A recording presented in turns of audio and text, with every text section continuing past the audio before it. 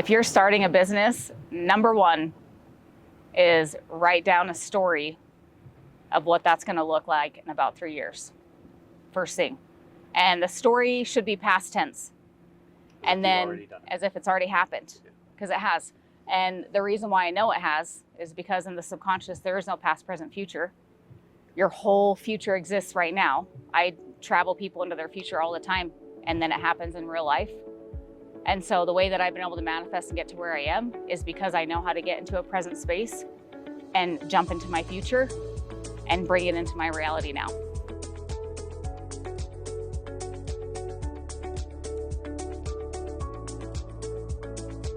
Guys, this is Give Us It podcast. We're up here on this amazing lake. It's a beautiful day, and I'm probably getting sunburned. I want you to introduce yourself, a little bit about what you do, and then we're going to jump through kind of going back through your life. Okay. I feel weird with these on and not like that. Yeah, whatever. Matchy, matchy. That's right. Hey guys, first of all, thanks for having me on here, Wes. It's been so amazing just getting to know all of you on the boat. Super excited to hear about your story and what you're all about. So thank you. You're welcome. It's my appreciation for you.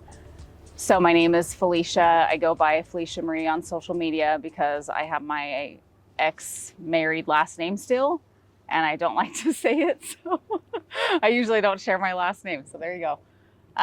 So it's an honor I know it then, is what you're telling me. Huh? Nope.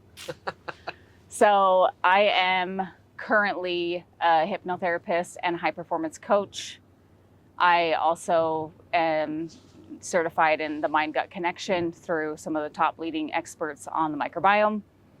And in yoga, mindfulness, meditation, I do energy work. I'm a master Reiki practitioner as well. I certify people all over the country. And but my favorite is hypnotherapy. That is my playground. I spend the majority of my time in the mind, and I'm very fascinated by quantum physics and that conversation. So Amazing. Yeah. Running back through life, I know that your upbringing was hard. Yes, very hard. Talk about whatever you feel like talking about, but I know that there was a lot of things that happened. I know 39 moves, let's say, right? Yep, I moved 39 times in my life, and I'm 39.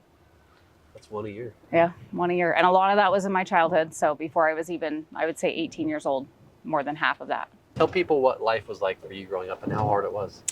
So I got so moved by your story with loss and poverty and stuff like that. So I grew up in a really challenging home. I'll just sum it up to, I grew up in addiction, alcoholism, sexual abuse, a lot of it, and abandonment from both my parents. So I was a middle child.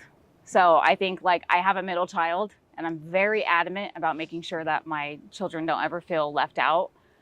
But I was the forgotten child in my family because I was so helpful to everybody.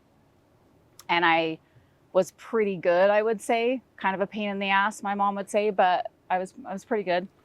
And so I was kind of the forgotten child, the most loving for sure, and understanding. And I went without food many times.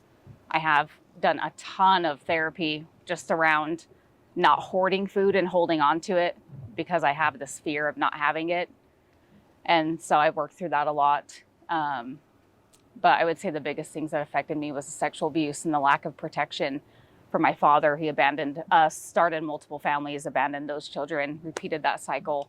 And so I had no father growing up. And that led me to some really poor decision making with the man that I chose to marry and the relationships that I've had. And then that led me into, I was an alcoholic at 12 years old, started drinking at 11, and overdosed 3 times by the age of 15 on drugs and alcohol. It was somewhat of a death wish, just being fully transparent.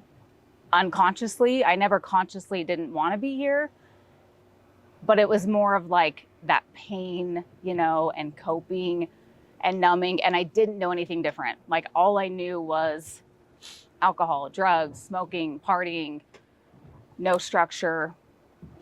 I didn't even know about credit until I was 30 something years old, you guys. Like I didn't even know how to build credit, what credit was. Bought my first car finally, probably at 29. And so I didn't really get taught a lot of lessons, and that was my That was my upbringing. And then I got adopted. I got adopted by my aunt and uncle by the grace of God. It was the biggest blessing of my life. When I was 16 years old, I was in foster care, bounced around in the system, lived in state's custody for a long time, went from program to program. Wilderness program was life-changing for me. I got to be outdoors for 90 days. I lived outside on the ground in nature for 90 days. And I think that genuinely healed my soul, and I needed it. Yeah. And if someone's struggling today and is thinking about going through wilderness, that same type of training, or Yeah. I don't want to call it therapy, but I mean going through Yeah, I a think program, right? Yeah, I feel like it's therapy. What would you tell them to do? Oh, embrace it. Because so many girls in our like group fought it so hard, and they struggled. They made the whole experience worse. I have this unique gift of adapting. I have a high level of adaptability. Part of it is because I lived in survival, but the other part of it is I'm very adventurous, and I love to learn, and I'm a very curious person. And so when I was in wilderness, I was like, I am loving life. I love nature and the animals. I felt like Snow White some days. And I loved pushing myself and hiking a lot. And I loved being rewarded for doing the book work and being rewarded. Everything that I missed in my childhood, essentially, that I normally would have gotten from a mom and dad, I got in that experience. So just embrace being in nature, because it is, like you shared, it is life-changing to be connected to the planet. Like, I genuinely feel like not only did it save my life, but it brought me back to my own like internal system and compass, and bringing that back to life. So embrace it, don't fight it, and know that if you were sent there, it's probably a divine intervention on your path, I would say, because it was for me 100%. And yeah, I know that your aunt and uncle adopted you. It changed your life. Yeah, right? It did. They were so supportive. And how are they today? Do you still talk to them? You still hang out with them? Still go see them? Maybe even on the 4th of July last week? Like, yeah, I have a very estranged family. We're all very disconnected. There's just a lot of trauma in my family, a lot of unhealed stuff. I tend to be the only one in my family doing that kind of work and healing and changing. So we're close, but we're not that close. I've become so different from everyone in my family in every way possible. Like there's nothing that's of me that really resonates with the past. So when I see them, it's genuinely out of gratitude, like super grateful for you guys. My mom actually got really jealous that she didn't take care of her kids, and my aunt and uncle came in and adopted and actually took 3 of my mom's 5 kids. And so it created a lot of friction between them because my mom felt inadequate. And then my aunt was able to step in because she didn't have kids. And so there was a lot of resentment, a lot of friction. And so I've been kind of walking a line of respect for both roles between my mom and my aunt. So there's a lot there, but I'm just super grateful for them. They were angels on the path for sure. And tell people what it's like, because I know that you're big into supporting your children, all 5, right? Your 4 boys and your daughter. Yeah. Someone that's struggling, maybe they're struggling with their business today, right? Because I know you coach people on stuff like this and the relationship and the energy, right? Yes. Yeah. What do you tell someone today that's struggling and they know they're not present? Oh man, that is like the key to all success, in my opinion, is presence. I would tell them it's such a complex thing, because if I'm telling them to be present, are they going to be present enough to hear that, right? That's the bigger question, and to be able to receive it. So I'll just share the importance of presence and what brought me into presence and why I coach some of the highest level entrepreneurs and business owners on presence now. I was so heavily in my business and building my business. And I am like, when I get into something, I get into something. I am a nerd, geek. I will know everything about it. And my kids are the same way. But I almost lost my daughter to suicide. And I didn't know. I had no idea. that she was struggling that bad because I wasn't present. And I think so often we get so caught up as entrepreneurs and business owners that we forget why we started in the first place.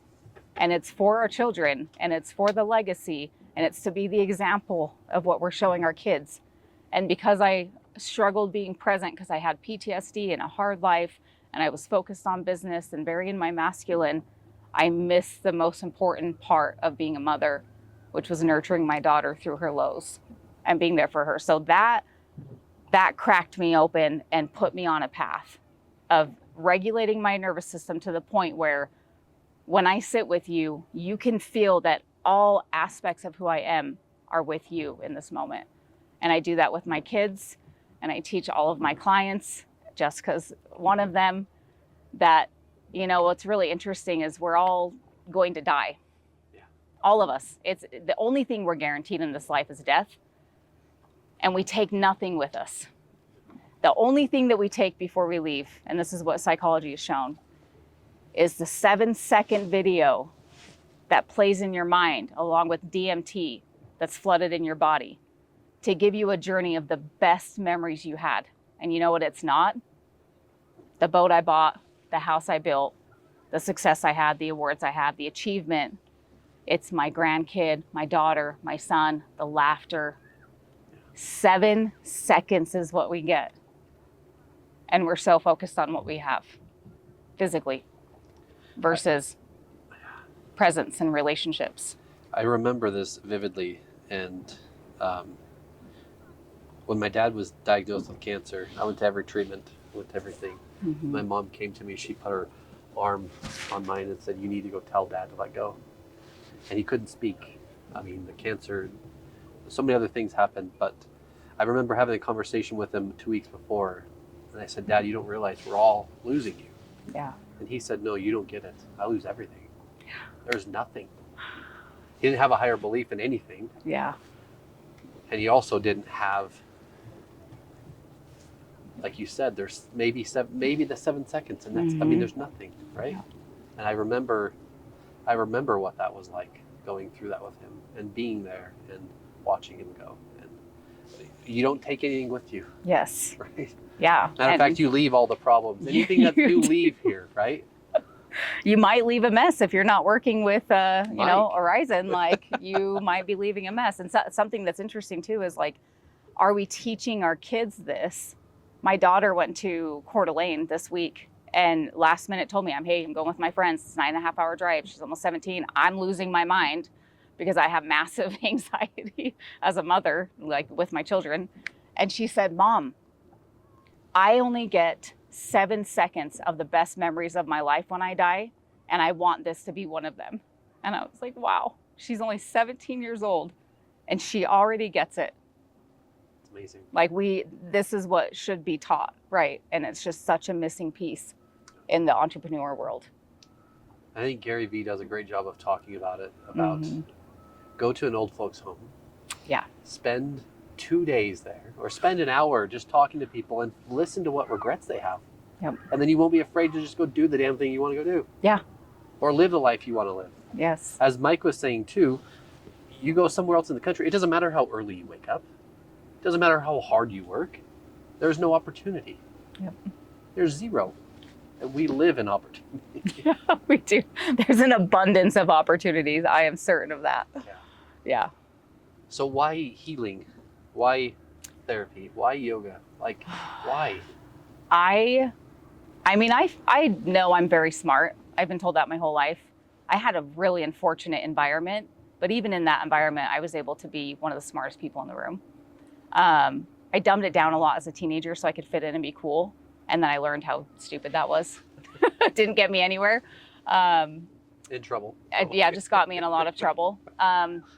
So my ex-husband was an entrepreneur and I was the wife that did not support it. I was like, we are not doing this. It's an up and down roller coaster. It was traumatizing for me. I came from a really unstable background with, I had no security, no safety in my home, no dad. And so I was the complete opposite. After we got divorced, I became an entrepreneur. And then karma came full circle where he's like, he'll call me now and be like, it's so funny you're doing manifestation now when you used to make fun of me for doing that when I was a business owner. So we joke about it now, but I became an entrepreneur because I recognized that I was the only one that was going to break the patterns in my family. It was my role, and I genuinely felt that. And so I decided, okay, let's be an entrepreneur. I got into network marketing. I've been in every network marketing company you can think of. I did all right. I wasn't the best at it. But I ended up about 8 years ago hitting a ceiling, and I was on food stamps. I was only making $1,200 a month. I was struggling big time, single mom with all my kids. And I was just so sick of it. I was sick of that pattern and the repetitiveness of it. And so I hired a coach. He was a hypnotist, NLP practitioner, incredible man. Worked alongside Tony Robbins back in the day, just really great at what he did. And he also worked with shamans in the healing space. And that was the game changer for me. I went from food stamps and $1,200 a month to making multiple six figures in my own business. And once I got the feel of that, I was like, oh, now I get it. Now I get why he didn't want to work for anybody. And so I had to heal. I had to rewire and reprogram my entire identity because, again, I came from absolutely nothing. Like, I've never had anything nice growing up, ever. I didn't even know what it was. So I had to actually create that and program that into my nervous system, into my mind. Yes, okay. And it's safe. Safe to be successful. It's safe to have money, but I really wanted to break the cycle for my children and be the example. And now they're all moving on the path of becoming entrepreneurs as well. And just running back through that, because I know you've gotten it. Why do you have a coach? Why do you spend the money? Why do you how important is a mentor today? Oh, we are so blind. We are so blind to our own stuff. I'm telling you, you could have the worst breath and your mouth is right under your nose and you will not smell it. So really think about that. We don't see the 95% of our unconscious mind because it's running in the background. We only see what we want to see and what has been programmed for us to see. And so why would you not want somebody in your corner that's like, that's an excuse, Wes. That's an excuse. That's bullshit. Yeah. It's not going to work. Do you want to go to a better place or not? Okay, let's have this conversation.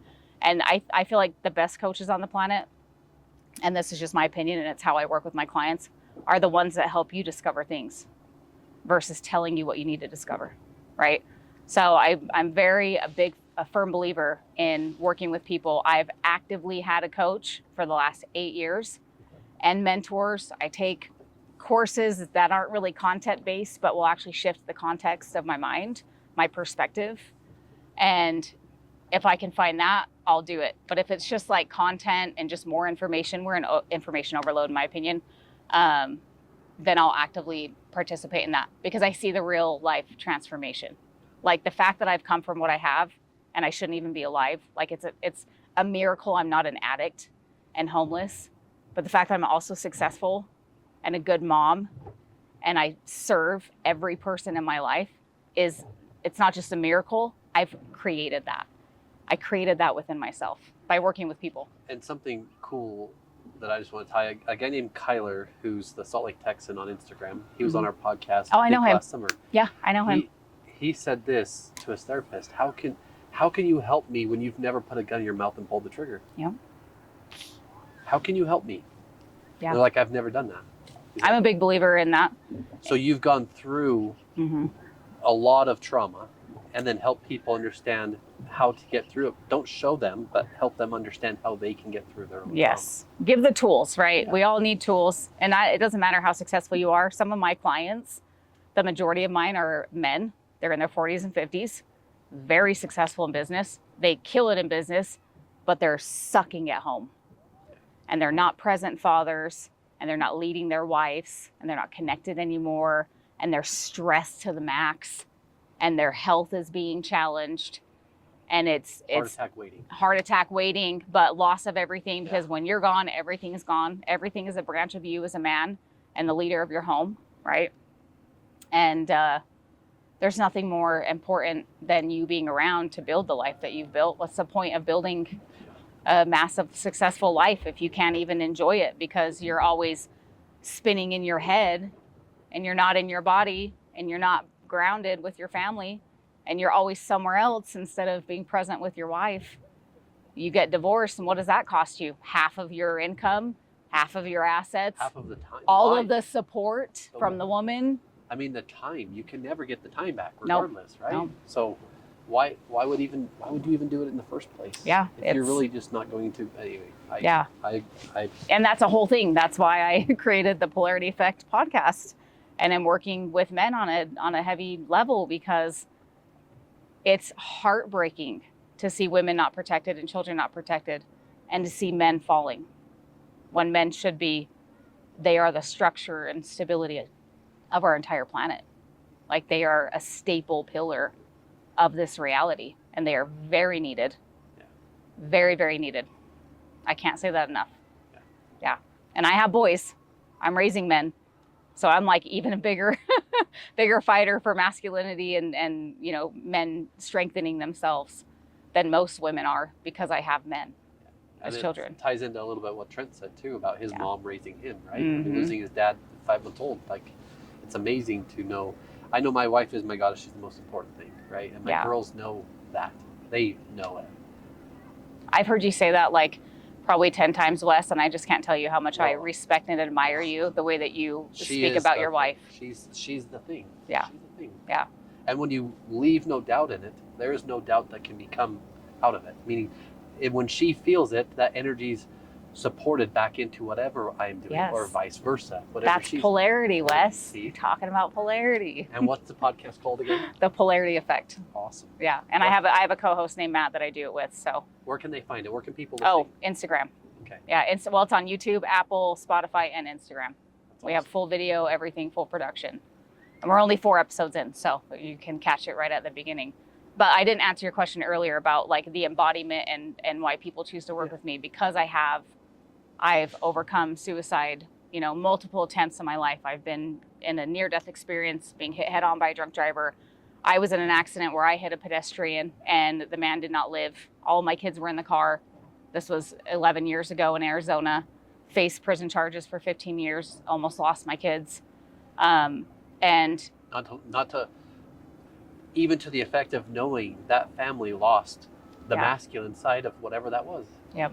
Right? Yep. I mean, that weighs on you. I know it weighs on you. Oh yeah, it that one definitely was the one that made me the most disconnected with my kids, because I didn't feel worthy of living, being responsible for hitting somebody at a crosswalk. It was somewhat of a freak accident, just being there at the right time, at the right place kind of experience for me. And I've spent about 10 years healing myself from that and forgiving myself and having an understanding of what happened, and being able to work through that shame and the guilt and the hurt that I have carried from it, so that I can be present. So if anyone knows what it's like to not be present, I was the epitome of that for a decade, because I could not accept the fact that it happened, and I didn't feel worthy of living from that. Yeah. And it will always affect me. That's not something that in my heart I'll ever be okay with. Yeah. But I've accepted it, and it's what happened. And I'm so grateful that I didn't go to prison and I got to be with my children, and I don't take that for granted at all. And I very much, Trent talked about it, Mike talked about it, but you see people that get together and they can have kids, and they don't want kids. And you see families that are trying for 20 freaking years and can never do it. The people who take their family or their spouse or their business for granted, I just want to smack them. Just smack them. Like, seriously. They just don't know. They don't know what they don't know. You don't know, like, it's relativity, right? Yeah. It's relative. You don't know great joy and happiness if you haven't experienced suffering. I've spent probably 30 years of my life in that suffering. So I'm like so grateful that the next rest of my life is about this joy that I've created and connection with humans, and feeling so purposeful and fulfilled in saving people's lives, helping men not commit suicide, helping teenagers get out of addiction, whatever it is, I get to experience that the next rest of my life. And I usually try to ask the same question so people get to answer in ways. But what does the difference between knowledge and wisdom mean for you, especially in this high performance, or I want to say marriage, right? Right. What is the difference to you? I love what was shared earlier. I agree with that. I feel like knowledge is taking in the information and like receiving it, and wisdom is putting it into action, right? Whether that's teaching it to someone, because we learn as we teach. So what better wisdom than that? And to me, like, wisdom is also a knowing that we have. I feel like wisdom is like, you've spent a decade in something and you're probably very wise when it comes to it, right? Because you've had that time and intention in it. You've spent so much, you've committed to that, you're dedicated to that, but you're actually putting it into action. And I want to add this, that's the masculine and the feminine, right? The feminine is about receiving. So you're receiving information, but wisdom is about putting into action, and that's masculine. And you can't have one without the other. It doesn't exist without the other. They're a union in one thing, right? Like, it's just one thing to me, to receive knowledge, bring that knowledge in, and then to become wise, because you actively create that in your life. And you said something yesterday, and we talked about it, and I try to post 3 times every day. Mm-hmm. Every day. Yeah. And you're like, well, you can hire someone for that. I can. Because I'm like a performance coach, so I'm like, what can I do to help take things off your plate to expand your energy, But if I do it, then I can talk to someone that I hire to do it, right? Yes. Yep.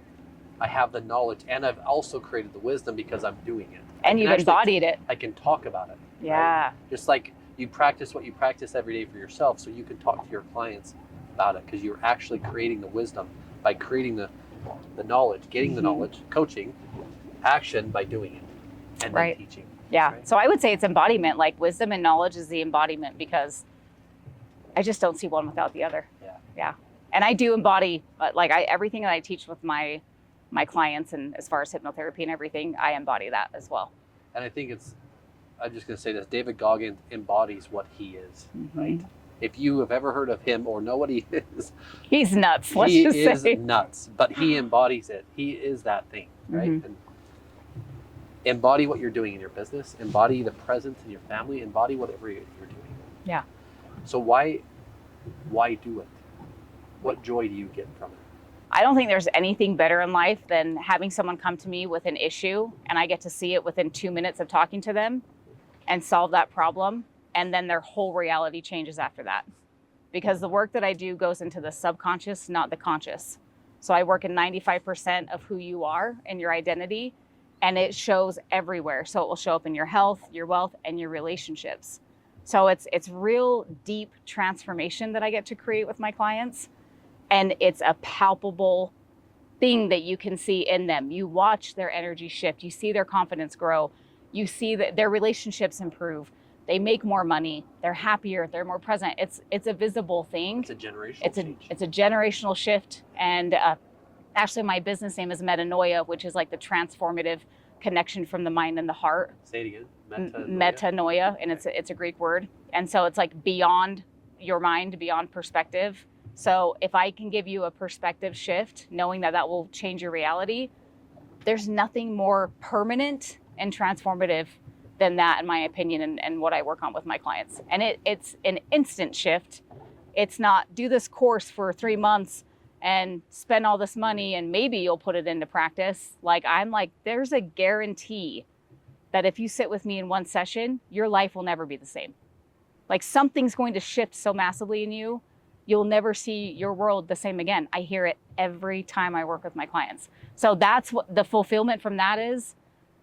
I know the impact of that because I get to experience that in my life. And I've seen how it impacts my kids and my relationships and my health. I've fought cancer in the past, lupus, I've had liver failure before.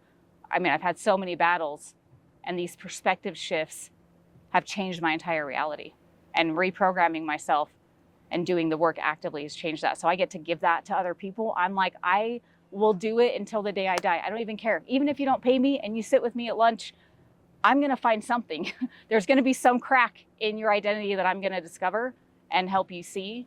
And that will just make my complete day. It'll just make me so happy. So it's like the whole give a man a fish they can eat for the day, but you teach a man to fish or you teach a woman to fish, either one, right? But you change the reality.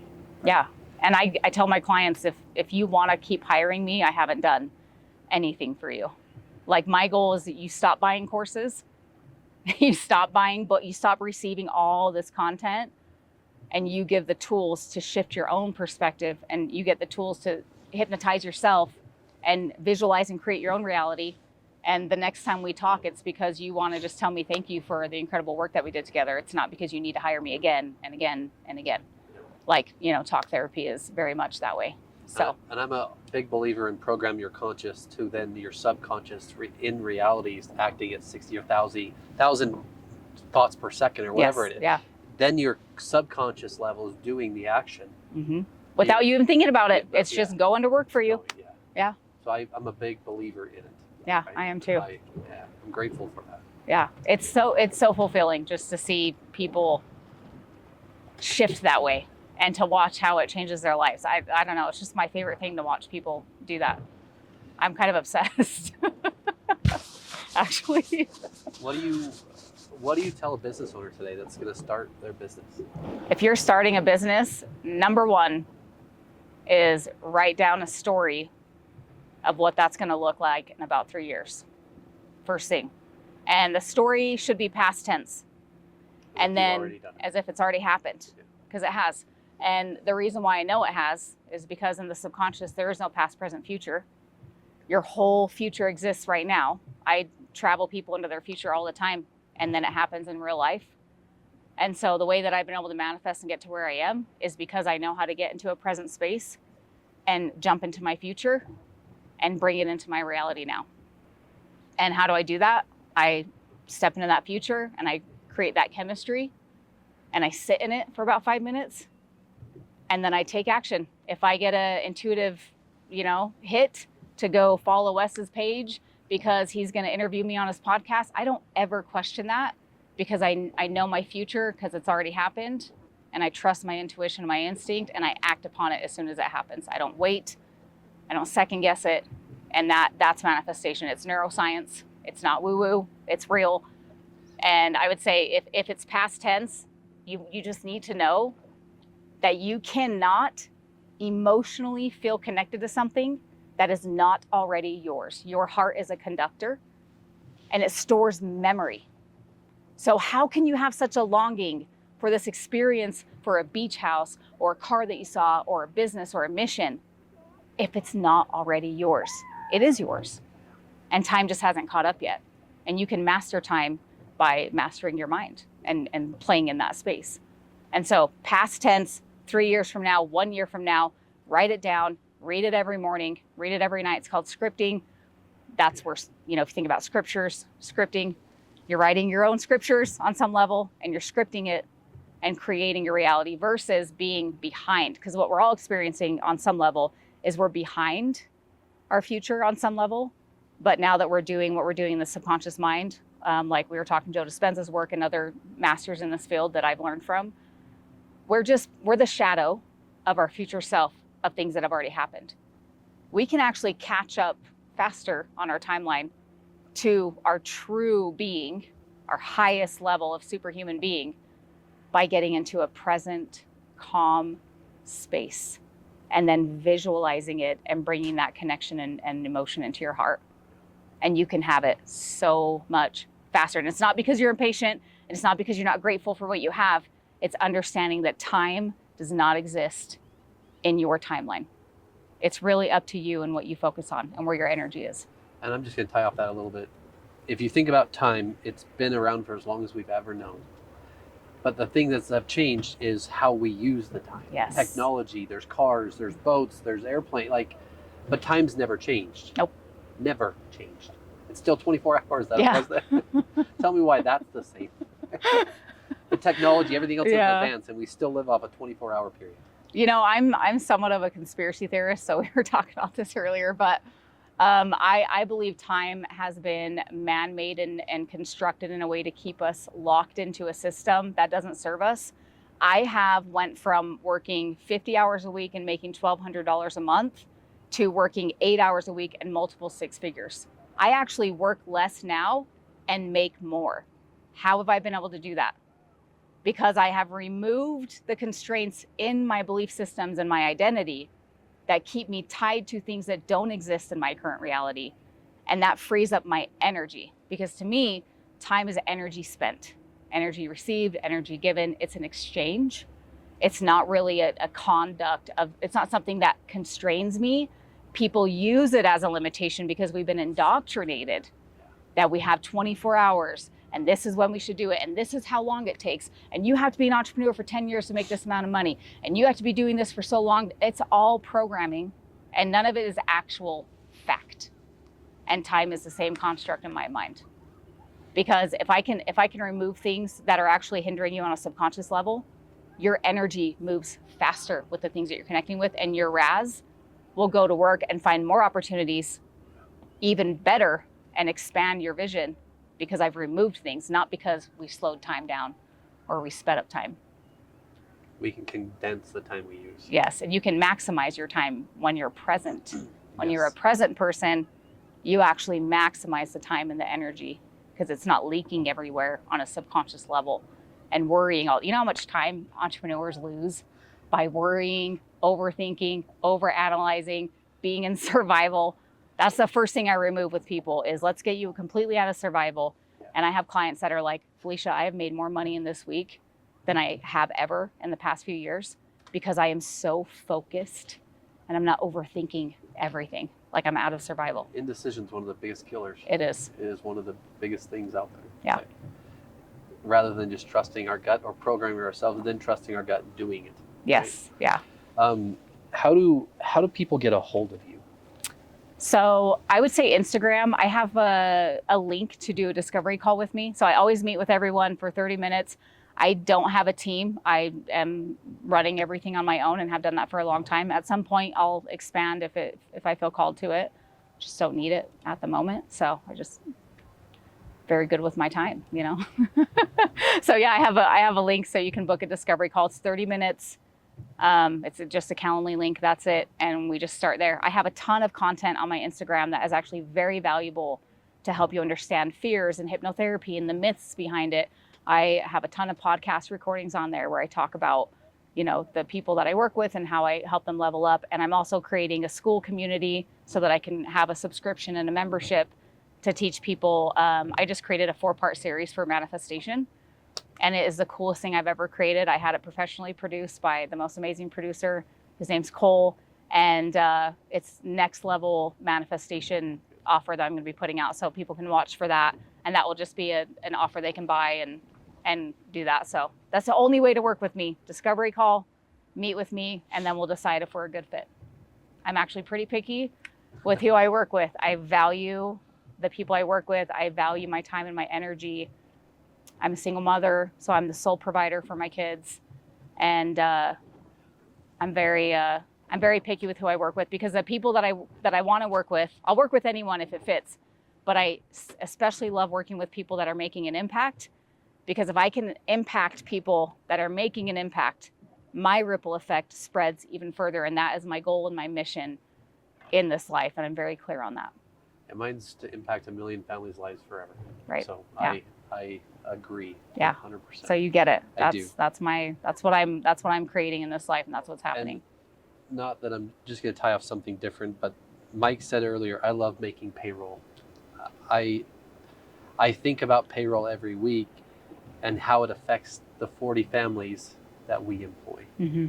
and then their children, right? So when it comes up to making payroll or getting a check, it's always making payroll. And my wife and I sometimes will have arguments or a hard conversation Mm-hmm. about what that is, right? Yep.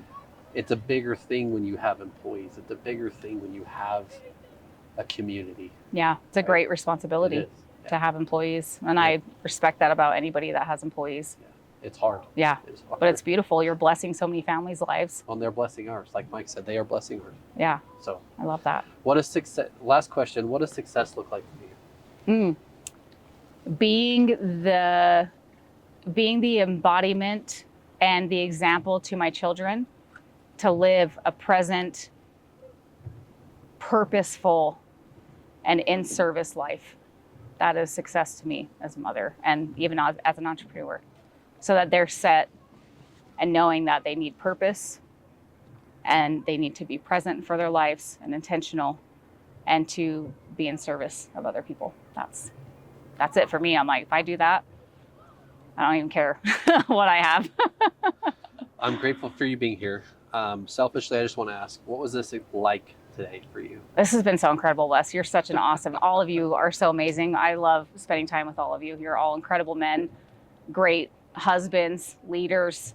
Like I just see the masculinity on this boat and I have so much respect and admiration for it. Alex is incredible. She is. She's the best at surfing so far. So it's been an incredible experience. Definitely new. I've been on a ton of podcasts and never an experience like this. So I would say, I feel like you figure something out and you could be the goat of this. And if you need some help, like really expanding this and getting on a helicopter or something, We like, do. yeah, Yes, we want a yeah, I'd helicopter. love to be in support of everything that you're doing. So thank you. Thank you. Yeah. Guys, this is Give Us It Podcast. And if you're running a business or you're looking at high performance or anything like that, reach out and do a consultation with her and just see what it's like. If you don't have a coach or a mentor, find one. Do your family and a generational change different and find one. Yeah. Thank you for being here. Oh, thank you guys. You're welcome. Thanks, guys. Give Us It Podcast. Please share this with someone and just listen. Listen to the whole damn episode, please. Thank you. Spilt. Oh, yeah. Spilt. Steve, right? Steve, yep.